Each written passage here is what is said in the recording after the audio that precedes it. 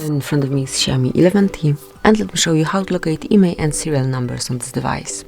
So actually you've got two methods. Let's start with the first one.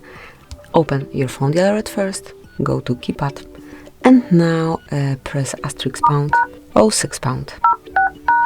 And as you can see here, we've got the device information, so you can smoothly read IMEI and serial numbers. Tap on OK to close it, and then you've got also the second method. To do it, just locate your settings, then find and select about, actually it's here, about phone, and now locate all specification. And here you will be able to read status, and as you can see, both IMEI numbers are here, and if you click on model and hardware, you will be able to reach a serial number as well. And this is it, that will be all. Thank you for watching. Please subscribe our channel and leave the thumbs up.